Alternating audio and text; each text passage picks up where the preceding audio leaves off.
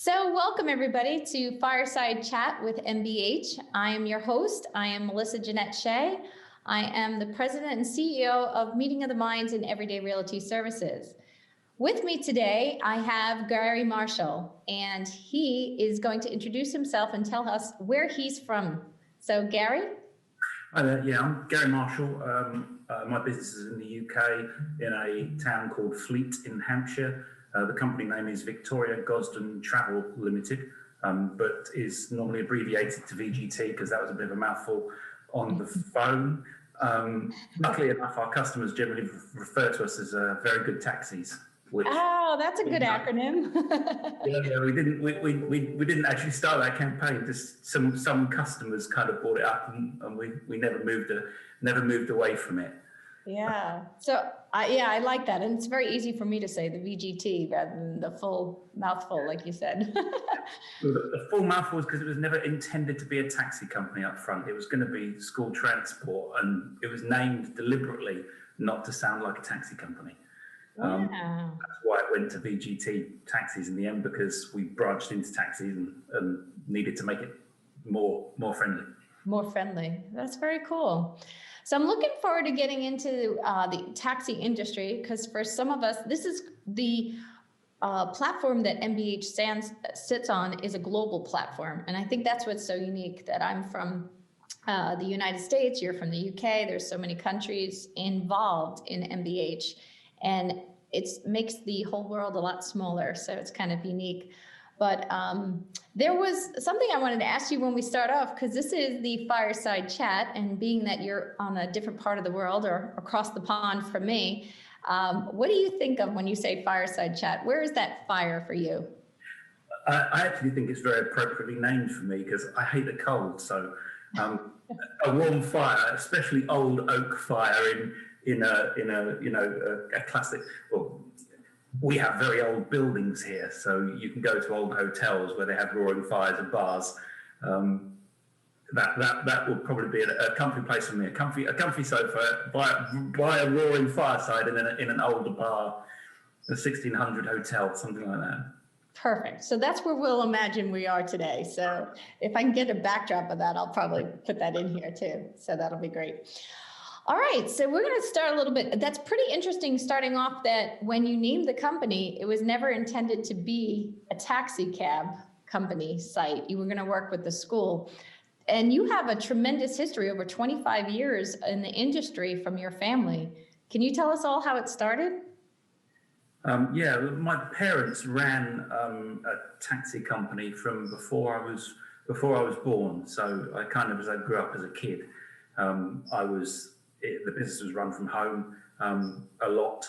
The business is 24 hours, so my mum and dad were always, doing something, whether it was pulling engines out of the car in the garage or doing the accounting, on the kitchen table. No credit cards back then; it was all cash, so it was all being counted up to be banked and all that kind of stuff. So yeah.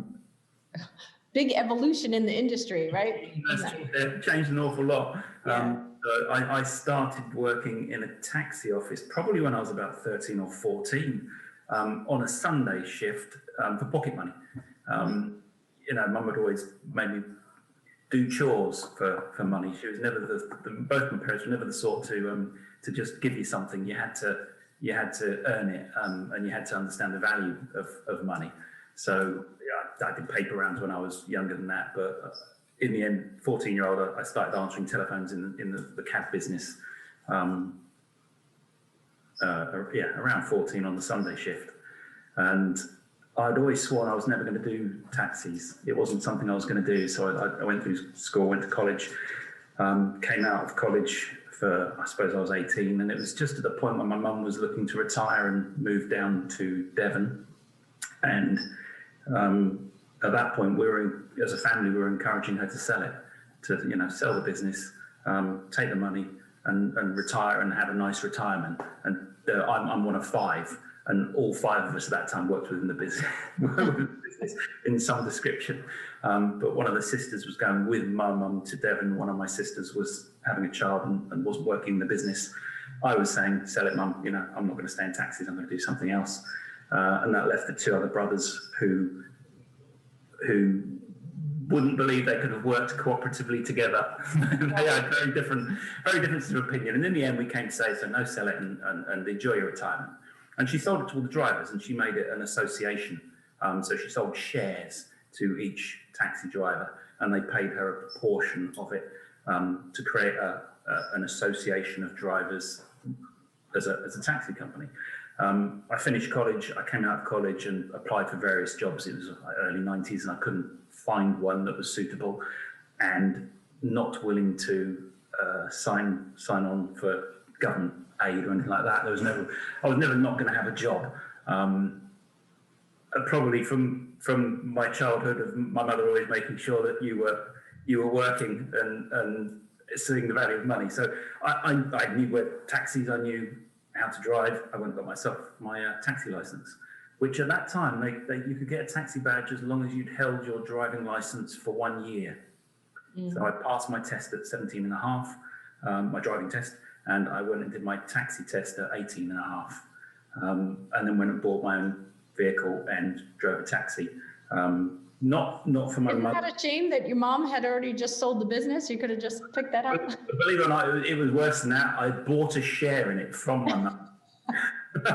So I actually paid her a fair proportion as all of the other drivers to ensure that she was. I bought in. I bought in the rest of it. But we wanted her to be able to retire, and she couldn't retire without gaining that investment in. It all got sold and formed into an association, and that association is actually still trading now in my hometown. It merged with the next town along, but the same council area, with another taxi company, and got called Rushmore Radio Taxis. It was called at that point, but that company still trades and still does that. It's my competition now to some degree. How ironic that your mom starts something, it leaves a legacy, and now it's ironically your company. I'm now competing with it, Yeah, we'll see. Then you had better options. That's great. So then so you started growing it from there, or how did your sister get involved? So at that point, it was a taxi association doing its own thing, and I was driving as a taxi. I went into the office for a period when they were starting to invest in computer systems. And we bought a computer system from a company called Ariga. And Ariga came and did very little. They installed the system, they put it on your desk, they put it on the cars, but they didn't really tell you how to use it or how to make the most out of it. Computers were very new to the taxi trade at that time.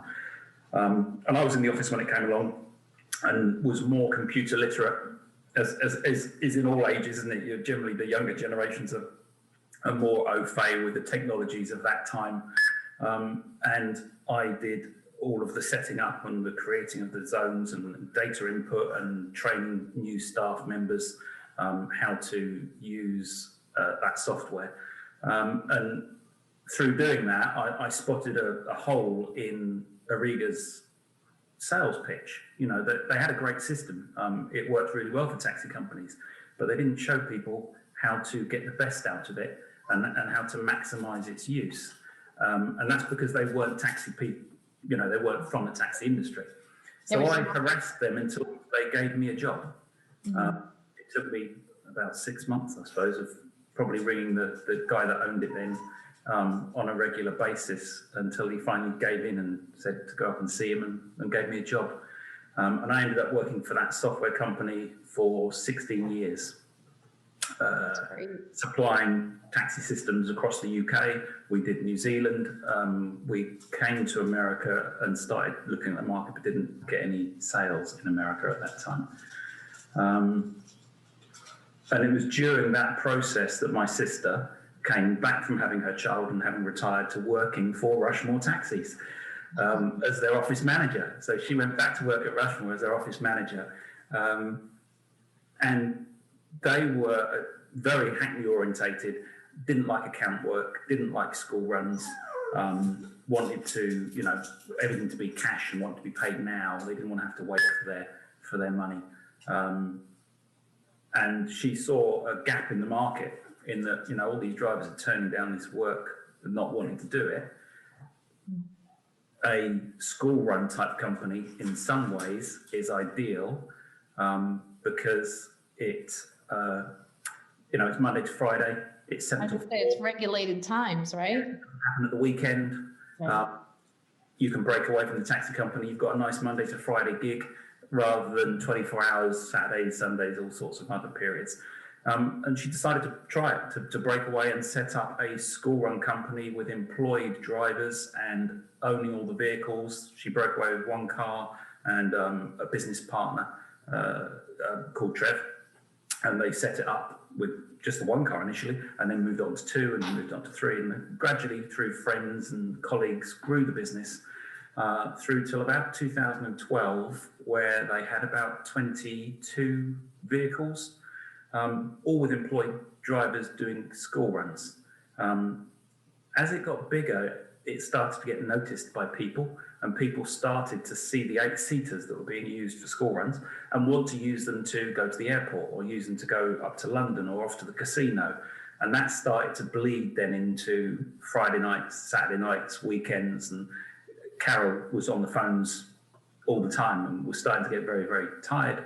And she was genuinely thinking of reducing the size of the business, getting rid of 5 or 10 cars and going back to just doing school runs, not doing the airports, not doing the London trips at the weekends, because she was working all hours. And it was at that point that I was 16 years of the software house, and my children, I think, were 4 and 6 at the time, and I was working away a lot and was always traveling, and that started to have a life choice about wanting to be closer to home, wanting to be able to see them sports days and put them to bed and read stories, all that kind of stuff. It kind of grated on me for about a year. And the two things were happening at the same time. And I convinced Carol to say to her, let me buy into the business she created with the view of taking half her work.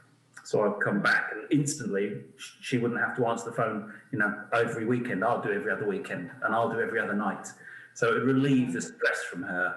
And hopefully relieve the desire to shrink it, because that was my sales pitch to her was, look, I'll come along, we'll join together, but don't make it smaller, you make it bigger. And if you make it bigger, you won't have to be doing that work. We make it big enough that we can employ someone that will do that job for you. And in the interim, I'll come on board and take away a large portion of the work that you're doing.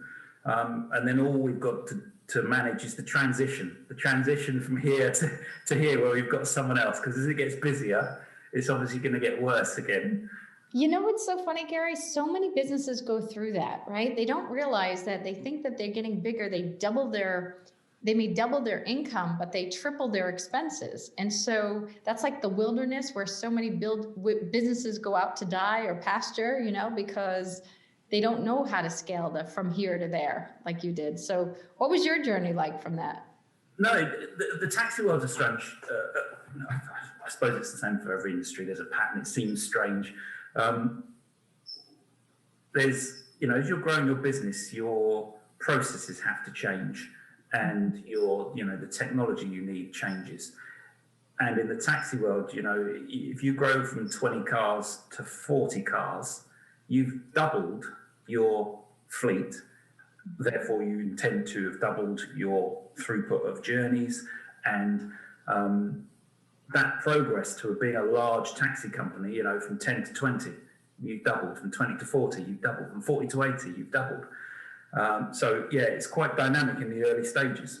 Once you get up to about 100 cars, you have a foundation that's already built. You've created an admin team that's doing your invoicing and maybe running payroll, and you've got a team of your office staff that are answering your calls.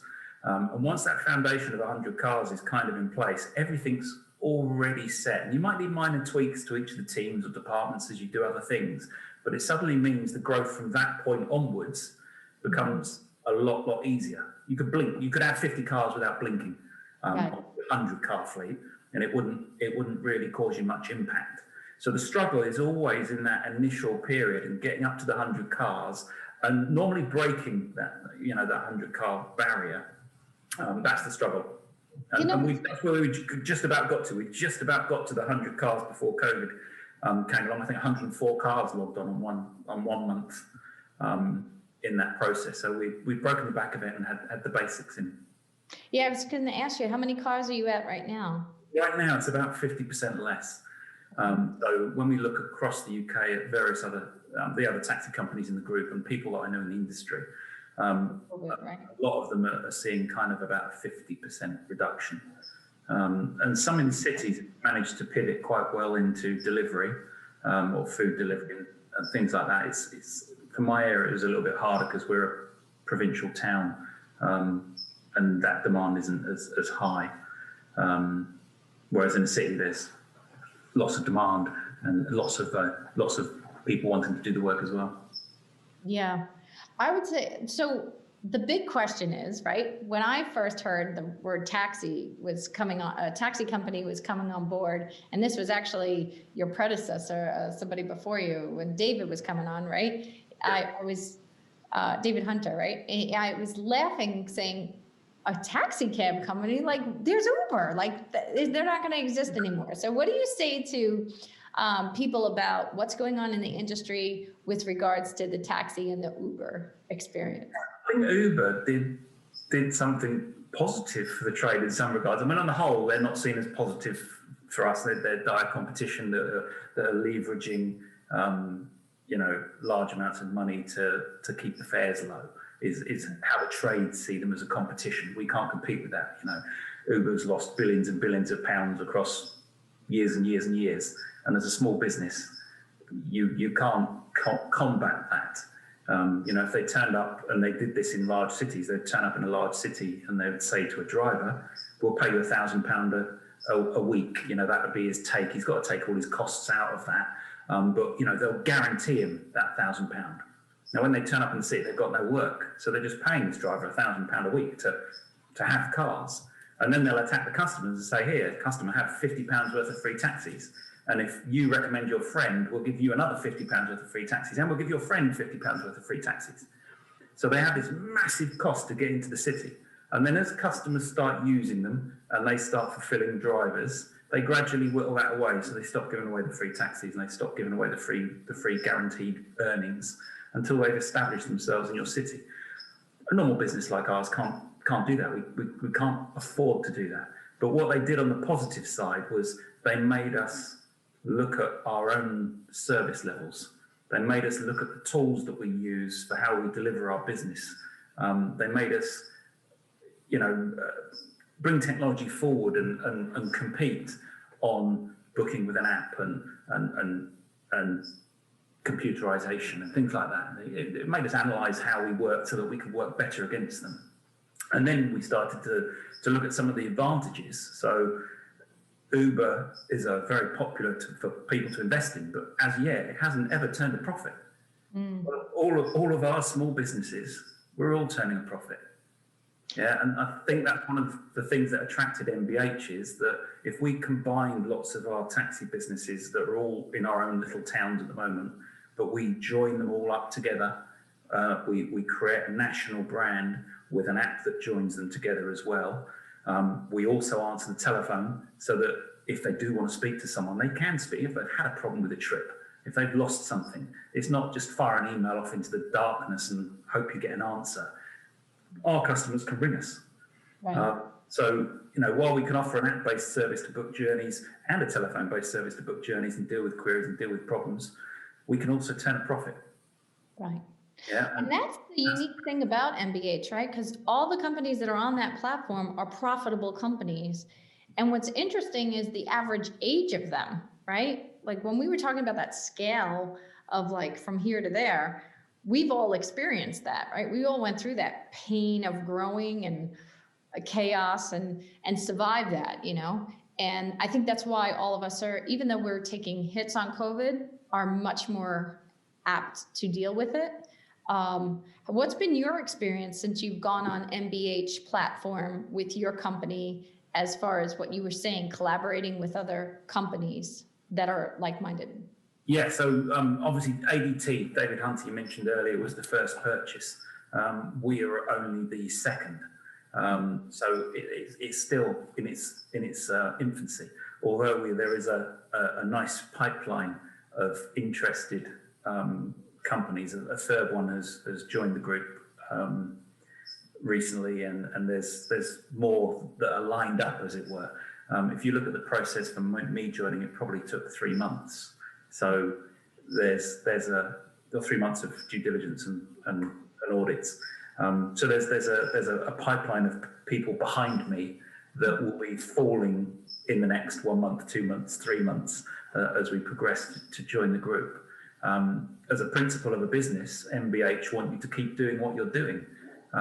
They generally look to buy companies that have been around, as you say, a long period of time, 15, 20 years. I think most of these businesses, some of them even longer. If we look at the last one that was announced, it was 50 years, wasn't it? Yeah, I think the average, is now over 15 years. The average combined between all of us is 15 years, which says a lot, because it's not just 15 years of staying stagnant, right? Like you were saying with Uber, right? When Uber came in, it was a good thing for the community because the stagnant ones fell off, right? That those businesses died out. And those that wanted to merge with new technology, those that wanted to emerge with learning new ops, and customer service will always trump technology in the end. It's costly, but if you guys can manage to do that without Uber, when you have a special occasion or you want to make sure your child got there safely, you can call your company. You can't do that with Uber. Yeah, and that's something that we get in this area. There's a lot of wedding venues. A prime example that you'll often get calls from a wedding saying, our wedding's happening at this venue, we're staying in this hotel, we're looking to transport, these people, can you provide 4 8-seaters and run a shuttle service, and that's stuff that Uber can't do. Which you can turn up and try and book all at once on the app, but you don't know what you're getting for your wedding. You want to know, so. Yeah, we can arrange them a very smart wedding car, plus a number of 8-seaters that would sit around it and provide transport to and from a venue. Which, again, as you say, it's a piece of competition that they can't offer. We can offer an app, we can compete with them in that format. What we can't compete with them, if I have an app today, they can't take my app and go and book a taxi in Newcastle, or in a city far away. Which you can with Uber. You can take it and use it in lots of different cities. And that's the bit that we're trying to plug at the moment. The idea for MBH moving into this transport vertical is they can purchase multiple taxi companies in various cities around the country over the next number of years. And we can then join all of us together, all of our apps together, and offer that same service that Uber offer via an app that works across multiple cities. With the addition of that phone work and those special events that we can do. That's great. What do you think has been the biggest advantage to joining MBH for you and your company? For me personally, for the business, it was so over the last 7 years, I think we've purchased 5 companies ourselves. So before joining MBH, we saw the way to grow. It's really hard to grow a taxi company organically. It takes a long time to whittle away your competition and customers moving between the two companies. You might fail in a transport on one day and then use the other people. You'll get them back when they fail in a transport for an event. And they'll come back to you. It's easier to grow via acquisition through taxi trades. Particularly as for me, I was in provincial towns. The town fleet that I'm in probably could only sustain, I think there's only 300 taxis all told in fleet. And lots of them are independent drivers that might only come out on a Friday or Saturday night. So you may be able to grow a 70-car taxi fleet in fleet itself. If I move into the next town, I could take another 30-car fleet in the next town and another 30-car fleet in the next town. They're all very close to each other. They're only kind of 5 miles, but they're in different council licensing areas. So my growth, when you're in a large city, you could grow to 1,000 car fleet purely in your city. I could never do that. So the only way I had for growth was by moving through towns.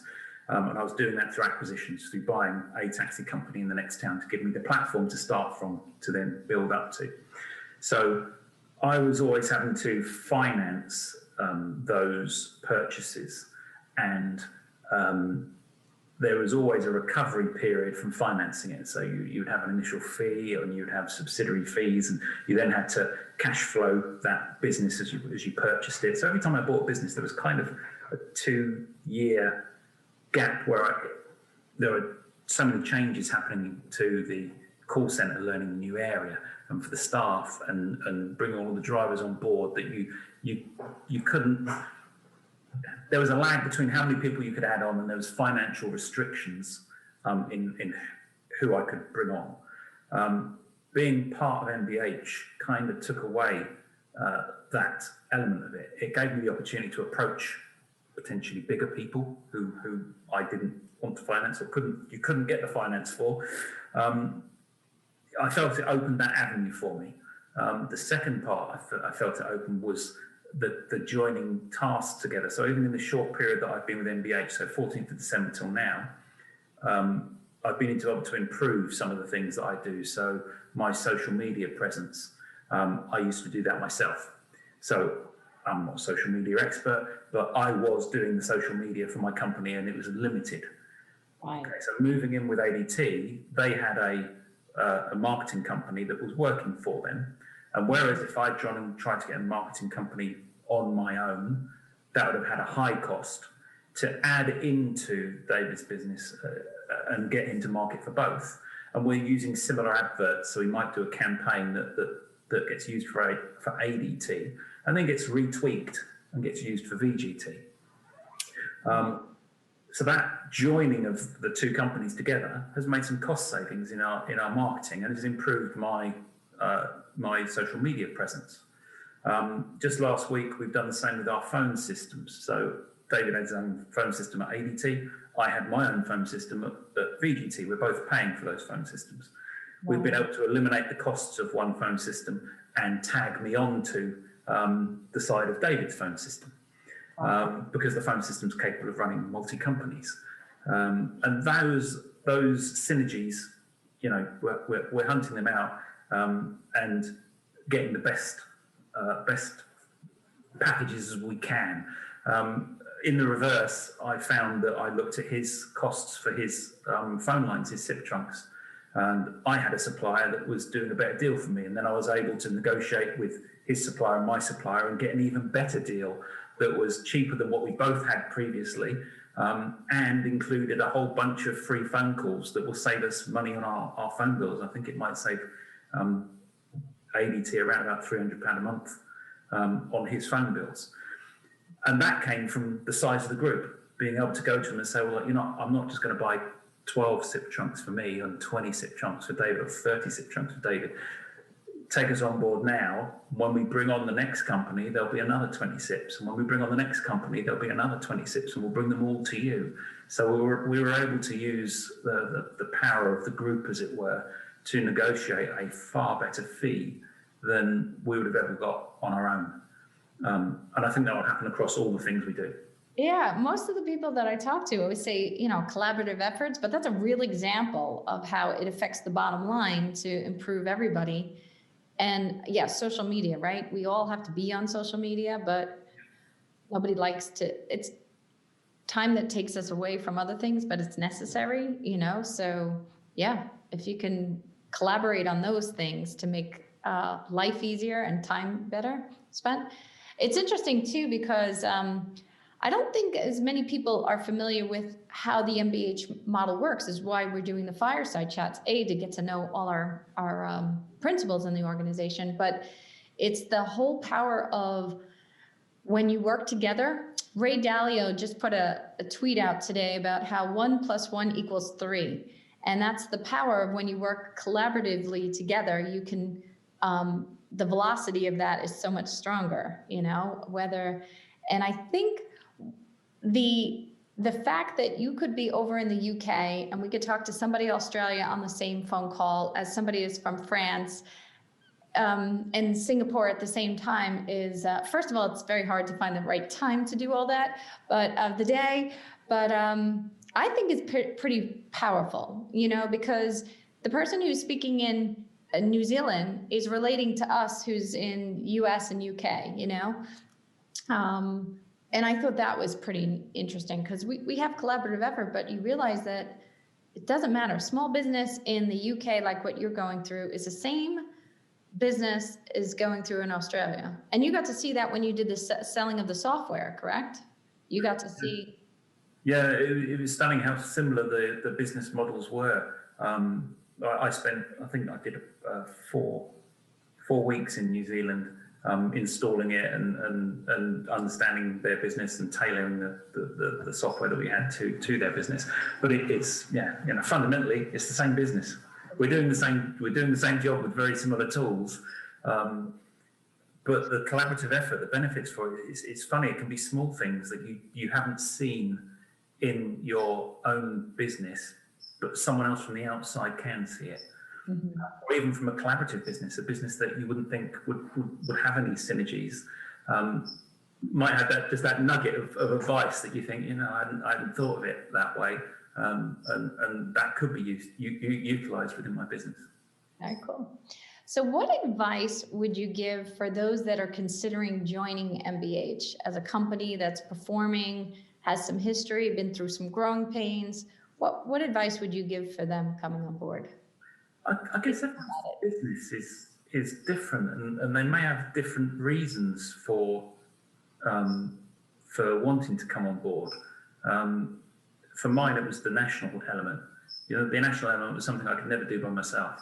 But with what MBH is, the intention of the group in this vertical is to grow this nationally, and that was quite exciting. And to be involved in that right from the early stages was one of the things that got me quite excited about undertaking it, as well as the ability to perhaps have access to a financing model that could allow me to expand faster. I'm not sure how that applies to every different vertical, and whether they would look for the same advantages. Is the construction trade, do they buy their competition and manage it in? I don't know, but there's definitely a few. There's construction and there's refurbishment that might be able to team together on topics within the group, and that I could see synergies in being able to hand work and recommend other parties in the group could easily occur. Here's a strange example. In one of the meetings just last week, I discovered that one of the refurbishment companies that MBH own is refurbishing the Eltham Hall Hotel, which is a hotel in Fleet that I service already as the transport provider. So it gets a lot smaller. Small little well, but if they were refurbishing a venue that was going to open and it was in a region where there was another MBH business, there's a potential they could do introductions. If that was a new hotel that was just being refurbished and brandished, he could present me as a, have you spoken to a transport provider? We know one locally that could. I'll introduce you, because he's already got the contacts within that brand or within that hotel, and there could be various opportunities from different organisations that link us together. Very cool. And to our stockholders and our investors in our company, what would you say to them about the experience and where you think the future of MBH is going? For MBH, I mean, for the transport industry, our little wing is very exciting. As I said at the beginning, we make profit, and we're gonna produce the apps that allow us to become kind of a mini Uber.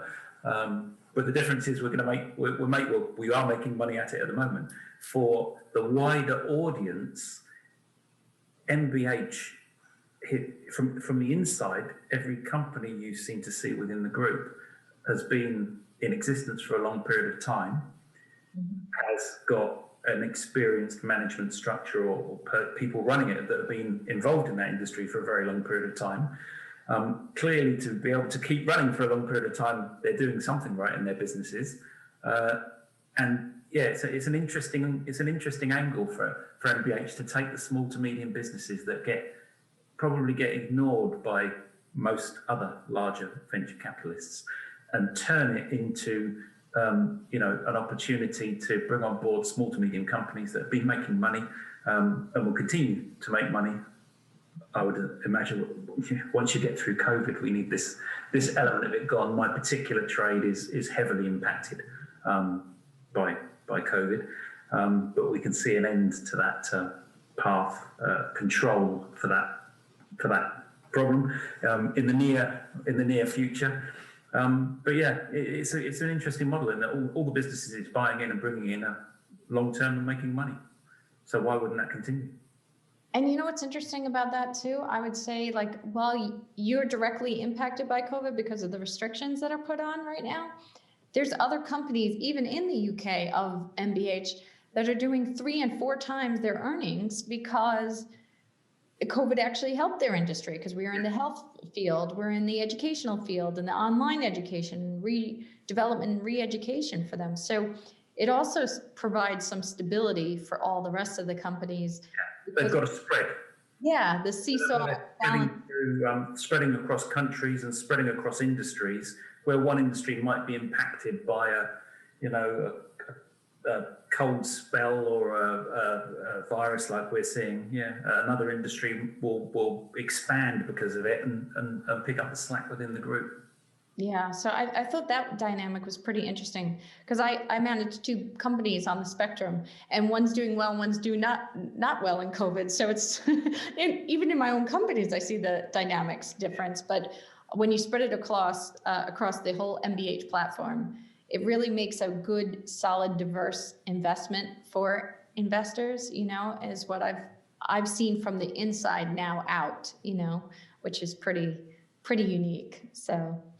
All right. Well, I thank you so much, Gary, for joining us on this episode of Fireside Chat with MBH. And thank you so much for sharing some insights for any potential investors that want to come join us. And thank you so much. And we'll see you again. Excellent. Very cool.